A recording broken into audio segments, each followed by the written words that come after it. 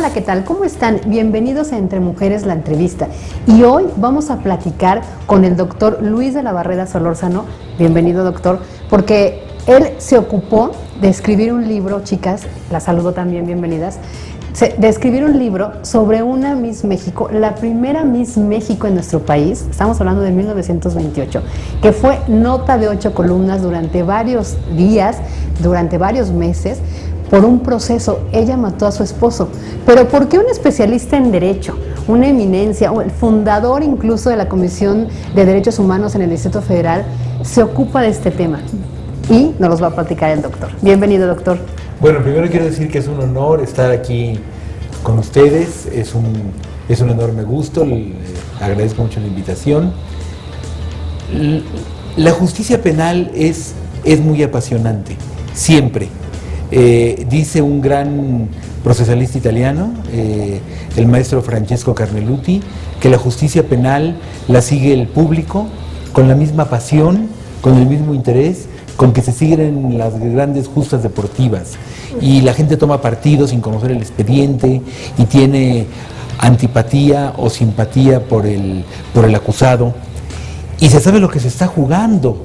Por una parte, el interés social de que un delito no quede impune, pero por otra parte, y esto es muy dramático, el interés social de que un acusado solamente sea condenado cuando hay la certeza de que es culpable. Entonces, en este caso, se juzgaba a la Miss México que había matado a su esposo. El juicio era oral. Imaginemos, ahora volverán los juicios orales, pero volverán los juicios orales ante un juez, entonces era ante un jurado popular, y entonces contaba mucho, a veces más que los argumentos jurídicos, la elocuencia del fiscal. No había que convencer al juez, el juez era el que llevaba el debate, pero había que convencer al jurado respecto de la culpabilidad o la inocencia del acusado. Y el público podía entrar a las audiencias. En la sala de audiencias de la cárcel de Belén, donde se celebraban los juicios, cabían 400 personas y a veces se llenaba. Y en el juicio de María Teresa Landa, los 3 días que duró el juicio, el 28, el 29 y el 30 de noviembre de 1929, había hasta 6,000 personas que querían entrar al Palacio de Belén, a la cárcel de Belén, y luego querían entrar a la sala de audiencias para presenciar el juicio. Y hubo quienes durmieron ahí o pagaron a los guardias para poder estar presentes. Que no había internet, ¿no? No había... Y las mujeres de todas las clases sociales, las pobres, las de clase media y las ricas, iban arregladísimas, iban casi tan guapas como ustedes, y llevaban sus naranjas, sus cacahuates, para poder aguantar las horas que duraba cada audiencia. Empezaban en la mañana, había un receso a mediodía y continuaban hasta muy noche. Pero en el receso que había a mediodía, la gente no salía a comer para no perder su lugar en la sala de audiencias. Y en la calle, una multitud de miles de personas quería entrar y empujaba, y la policía montada la contenía con muchas dificultades. Es que, doctor, yo creo que hay que situar, ¿no? Con esa imagen que acaba de decir, así como el espectáculo en una corte llena de personas con morbo y con prejuicios sociales muy fuertes, como eran en los años 20, a mí me gustaría que con esa imagen nos relatara un poquito, antes que nada, quién era María Teresa Landa. Bueno, la segunda parte de la respuesta es que María Teresa Landa fue mi maestra. Muchos años después de aquel juicio, fue mi maestra de Historia Universal en la preparatoria número 1, que en aquel tiempo, hace ya algunos años, se ubicaba en el colegio de San Ildefonso, que según dice Octavio Paz, es uno de los sitios sagrados de la Ciudad de México. María Teresa Landa era una mujer absolutamente extraordinaria en todos sentidos. Era una mujer bellísima, era una mujer muy atractiva, y era una mujer que tenía una afición que entonces, eso ha cambiado mucho, no era común entre las mujeres.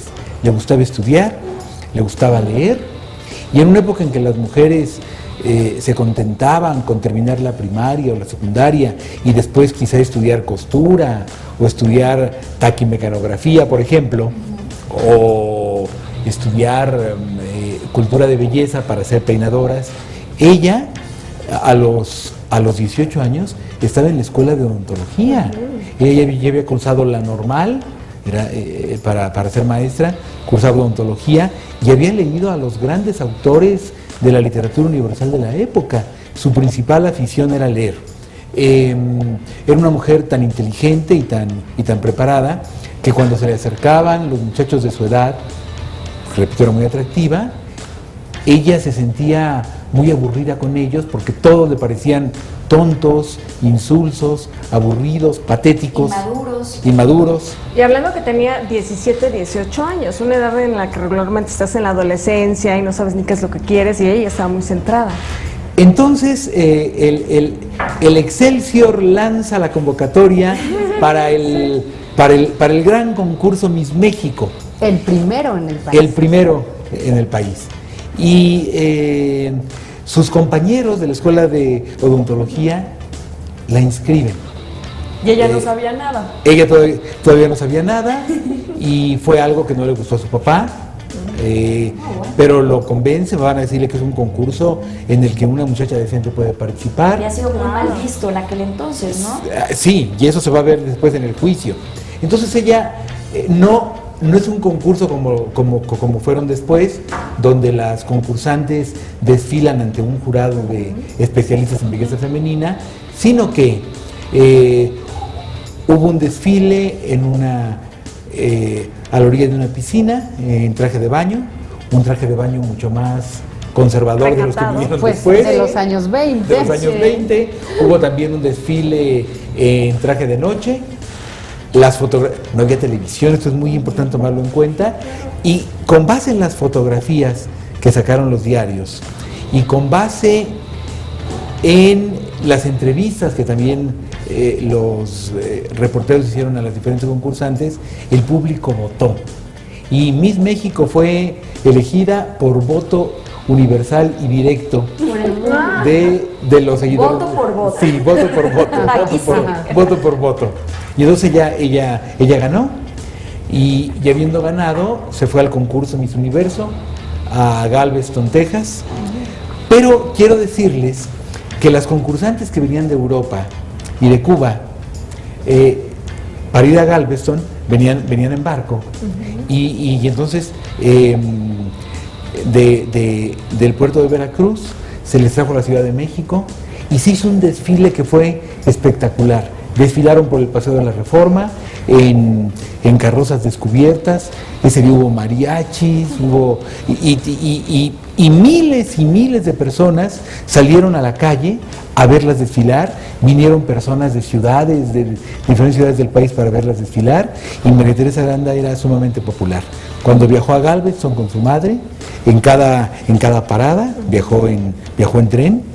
La gente le esperaba con flores, con mariachis, en fin, y le echaba porras y la animaba. ¿Y su familia era adinerada? ¿Cómo? Su familia era de clase media. Okay. Su padre tenía lecherías. Vivían en una casa de clase media, sin lujos. Vivía ella con sus padres y con un hermano. Pero bueno, le permitían estudiar y hacer este certamen de belleza, que ya es algo, ¿no? Desde muy chica, desde niña, ella tomaba los libros que había en su casa, que eran de su hermano mayor, y los leía. Y después fue una estudiante muy brillante, y siempre, además de ir muy bien en la escuela, siempre estaba leyendo, y esa era su afición principal. Además, uno puede ver ahora fotografías, las fotografías las podemos buscar en internet y están como que envueltas de magia, ¿no? De todo lo que nos cuenta, de la historia que tenía ella detrás, ¿no? Porque ellos dicen, incluso hay lugares en los que yo leí, decían, ella era la viuda negra por una parte, decían que embrujó al jurado, incluso tuvo la opción de quedarse a trabajar, habían ofertas de trabajo para ella en Estados Unidos, pero ella dijo, pues no, yo vuelvo a México. En Estados Unidos le ofrecían contratos muy jugosos, como modelo, como actriz, como locutora de radio, tenía muy buena voz desde entonces. Y ella no se quedó porque ya era novia del general Moisés Vidal y le había prometido que volvería para casarse con él.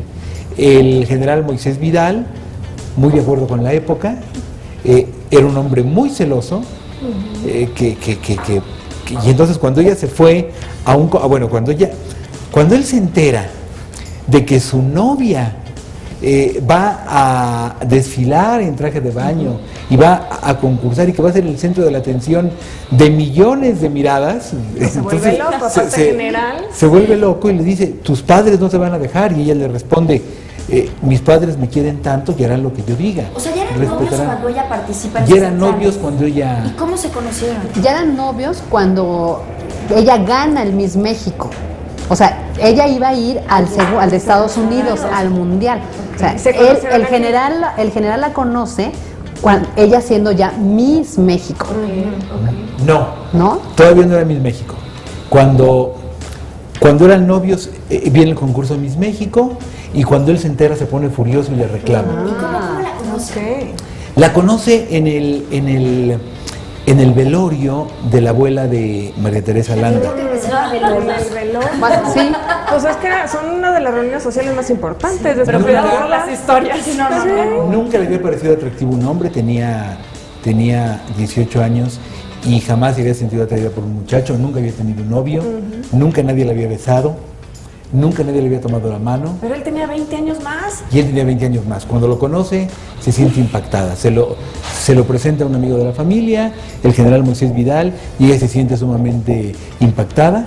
Y esa misma noche, él acompaña a su casa, saliendo del velorio, y ella entra a su habitación con una inquietud que nunca había sentido.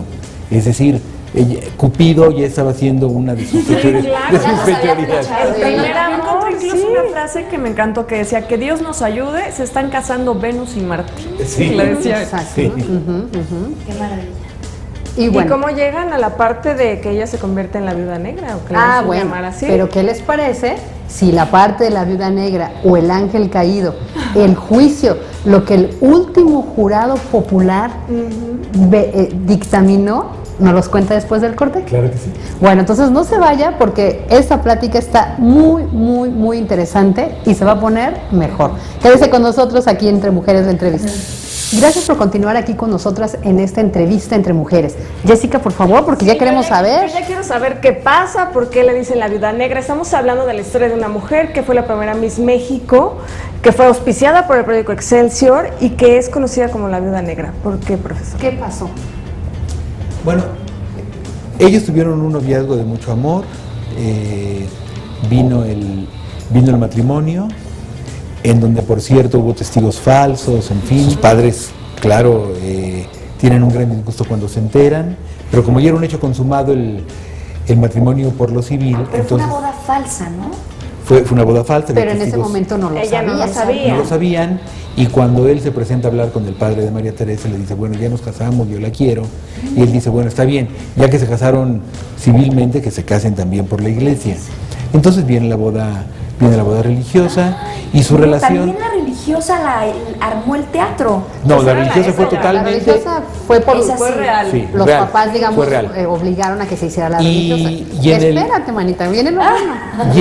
Y en el tiempo que convivieron como marido y mujer, tuvieron una gran relación. Se llevaban muy bien, salían a cenar, leían, conversaban. ¿Cuánto tiempo? Un año aproximadamente. Pero los domingos pueden ser días de muy mal agüero. Entonces el sábado anterior a los hechos, el sábado 24 de agosto de 1929, ellos se desvelan dándose en su habitación grandes muestras de amor y se levantan muy tarde. Él se levanta, si no recuerdo mal, a las 11:30 de la mañana y se va a una salita de estar con un libro. ¿Estaban bebiendo? Me da la curiosidad. No, se habían tomado una copa. Se estaban amando. Se estaban amando. Digo, para entender. Y cuando él está en la sala leyendo ese libro, ella se levanta a desayunar y para su enorme sorpresa ve en el periódico su fotografía. Para enorme sorpresa porque ella ya estaba retirada de las cámaras no Sí, de de la televisión, fama. de las cámaras de los diarios, de la fama. Porque se lo prohibía, me imagino. en sus Porque claro, por darle gusto a y él. Lo había aparte, prometido, ¿no? y aparte le prohibió leer los periódicos. Le dijo que las señoritas decentes no leían los periódicos, pero ahorita van a saber por Hay que qué. tomar nota, señoras, en casa que nos Sí, vean. pero para de igual que- forma no iba a durar tanto ese matrimonio, doctor, porque ella era muy revolucionaria. ¿Pero qué más Bueno, pasó? pero Bueno. ¿qué?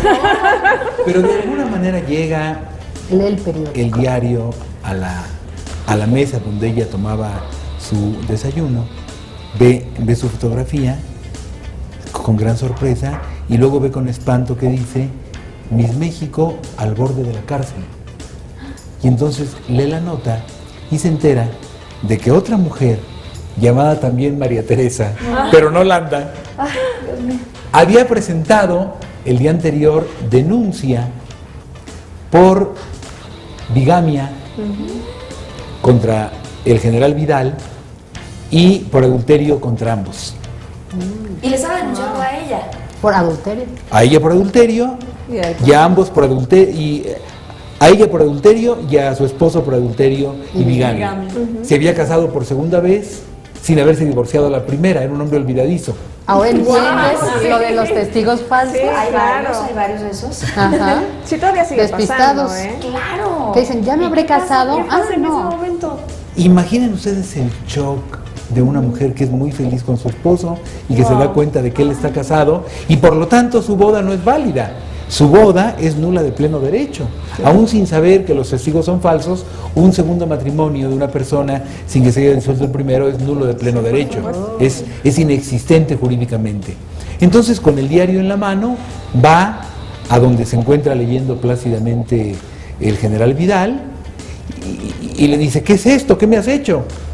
Él quiere tranquilizarle y le dice, Tere, no hagas caso de esas cosas. Como él era militar, le gustaba tener pistolas por todas partes. Sí, grave error, como van a ver a continuación, porque en la mesita de centro de la sala donde ocurren los hechos hay una pistola. Entonces ella la toma y se apunta, según una versión, a la 100, según otra al pecho, pero en todo caso se apunta a ella y dice, me voy a matar, yo no puedo seguir viviendo con esto.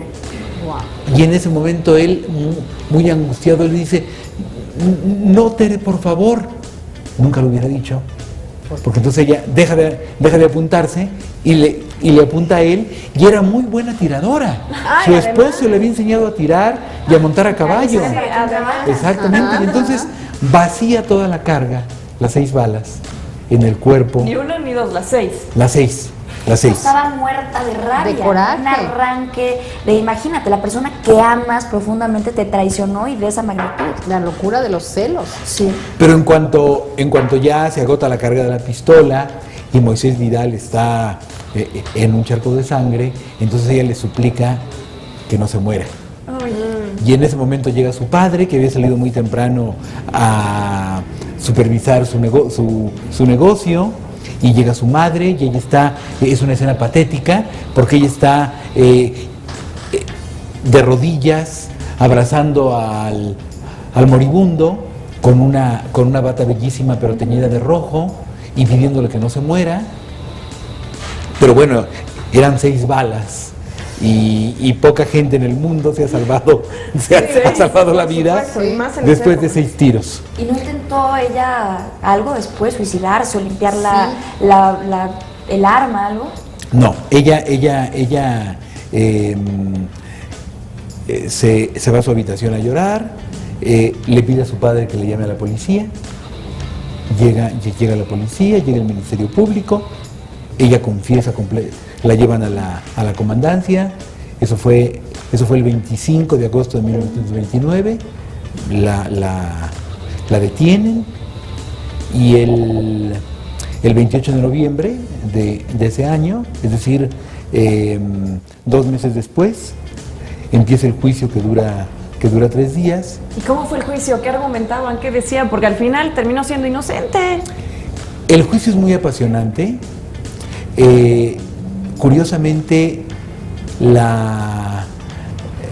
los hechos no son motivo de la mayor parte de las referencias. El fiscal sobre todo dice esto. Ella alega que mató defendiendo su honor, y no puede haber defendido su honor porque ya no lo tenía. Una mujer que desfile en traje de baño claro. ante los ojos de todo el país Claro. no tiene ningún honor. Entonces es una mujer que ya estaba deshonrada por ella misma, así que no pudo haber defendido su honor. Y sostiene el fiscal una tesis que es la siguiente: no es verdad que ella, por la impresión, le hubiera disparado. Ella lo hizo a sangre fría, y ella lo sabía desde antes, y le disparó cuando él estaba dormido. Él se había quedado, habían reñido la noche anterior, él había dormido en la sala, en un sillón, entonces ella llegó y le disparó, mientras él estaba dormido. Y el defensor, que era un orador extraordinario, el licenciado José María Lozano, Chema Lozano, era conocido como el príncipe de la palabra. Y cuando hablaba el público quedaba embelesado. Sus alegatos finales, él había anunciado que con ese juicio se retiraba porque terminaba el jurado popular y él ya no quería litigar en el nuevo sistema, en el nuevo procedimiento. Entonces yo había anunciado que se retiraba, lo había anunciado, era un hombre con una gran cultura, con una gran elocuencia, con una gran oratoria, lo había anunciado muy dramáticamente: este es mi último caso. Y me piden de todo el mundo, incluso me han llegado cartas de Venezuela, que defienda a esta mujer con toda pasión, etc. Y entonces sus alegatos finales duran 5 horas. Y nadie se despega de la radio, y nadie parpadea, ni nadie dormita en la sala de audiencias. Todo el mundo quiere escuchar ese discurso. Y nos decían, perdón, hace un momento, que ponían bocinas, ¿no? En las calles de Humboldt y Juárez. Porque en la calle, por ejemplo, aquí en Humboldt, había bocinas y donde se podía escuchar el juicio, entonces la gente se detenía a oír las incidencias. Hasta vendedores Y ambulantes. alrededor había vendedores de muéganos, de tortas, de cervezas. La gente tomándose una cerveza, comiéndose una torta, escuchaba las incidencias del juicio. Claro, es que es una historia digna de película, de cine, telenovela. De Miss México, ¿no? Era como una novela. Sí. Sí. Bueno, entonces no quisiera abundar demasiado en cuáles fueron los argumentos del defensor, pero más que referirse al hecho, a la muerte del general Vidal, hace toda una historia de cómo la mujer ha luchado por superarse y cómo la mujer ha luchado contra la opresión de los hombres. Entonces cita personajes históricos formidables, etc. Y apela al corazón del jurado. Dice: si este fuera un jurado de un juez o de unos jueces, sin duda la condenarían, pero ustedes tienen corazón. Y los jurados tenían corazón y tenían ojos. Claro, Y de hecho, leo en la referencia, porque para esto el doctor escribió un libro que lo van a presentar el próximo miércoles a las 7 de la noche en el auditorio del INACIPE, y se llama El jurado hechizado. Entiendo que el juez mismo, que conducía la causa, decía, por favor, les decía al jurado que no se dejaran llevar por esas medias de seda ni el rímel, ¿no? Que fueran objetivos, pero la gente estaba enamorada. Hay que contar que además Excelsior, pues fue el que lanzó el concurso, la llevó, le puso el abogado, ¿no? Sí. Hubo una reunión de periodistas que dijeron: vamos a ponerle al mejor abogado que hay en México. Y el mejor abogado en los juicios orales era José María Lozano. Entonces, hace una defensa brillantísima, pero no con muchos argumentos jurídicos, sino como un argumento sentimental. Lo más al corazón. ¿Cómo se puede condenar a una mujer a quien una desilusión le destrozó su vida? Muy inteligente, Oiga, ¿no? doctor, Porque, usó como esas armas también que de pronto dicen que tenemos las mujeres, que embrujamos, Claro. o que podemos hechizar de pronto con la belleza o con el intelecto. Yo creo que eso fue lo que hizo su abogado, ¿no? Utilizó sus armas y por ahí se fue. Pero, y además lo que hizo, o sea, fue un discurso más emocional, emotivo con la causa de la lucha de la mujer, porque los argumentos de la parte que la acusaba la estigmatizaban, la estereotipaban. Exacto. Y decían, pues como fue Miss, ya era la peor mujer, y inventaron Y usó declaraciones. Era una deshonrosa. Oiga, doctor, antes de terminar, yo quisiera nada más preguntarle, usted la conoció y antes, en ese momento no conocía su historia oscura. ¿Qué pasó dentro Pensemos de usted? que ella, el juicio fue en 1929 y ella fue mi maestra en 1965 y ni mis compañeros ni yo sabíamos nada de su pasado. ¿Y qué pensó usted? Pero era una maestra extraordinaria. ¿Qué edad tenía? Nos dejaba, Unos 60 y... tenía 60 y tantos años. ¿Guapa todavía? No, ya no, pero tenía una capacidad para exponer, y cuando hablaba de mujeres de signo trágico, digamos de María Antonieta, de Juana Ana de Arco, Bolena. de Ana Bolena, Claro. lo hacía con una pasión que nos estrujaba se el veía corazón. reflejada. ¿Usted pensó que esa maestra podía haber sido capaz de matar a un hombre y de tener esa historia que tuvo? Mientras fue mi maestra, no. Después, cuando ella me dijo, usted, hay algo que usted no sabe, me dijo cuando ya no era mi ¿Ella le maestra. platicó al terminar, de la historia? ella me cuenta una parte de la historia y luego yo me pongo a leer. Y entonces comprendo bien en qué circunstancias se dieron esos se hechos. vuelve ¿Nunca más más se enamoró? apasionante. ¿Ella nunca más estuvo con alguien? Nunca más tuvo novio. Quedó curada de espantos. Sí, nunca se volvió a casar. Y nunca se volvió a casar y se alejó y tenía... ¿No tuvo hijos tampoco? No tuvo hijos y tenía muchas ofertas para el cine, para la radio, se dedicó a estudiar. Pues muchísimas gracias, la verdad que ahora sí se nos acabó el tiempo, se fue como agua, de una historia de una mujer tan interesante que rompió, yo digo adelantada a su tiempo. Miss estudió odontología, después historia, fue maestra de historia de la secundaria diurna número 22, de la prepa 1, o sea, con referentes muy interesantes en la historia. Pero bueno, qué bueno que nos dejó este libro para podernos empapar más de la historia. Muchísimas gracias a usted por su presencia. Y chicas, a ustedes muchísimas gracias por estar. Gracias. Preguntas. Ay, sí, qué historia, mil gracias. Gracias a ustedes. Te invitamos a seguir cuestionando la información con los siguientes videos.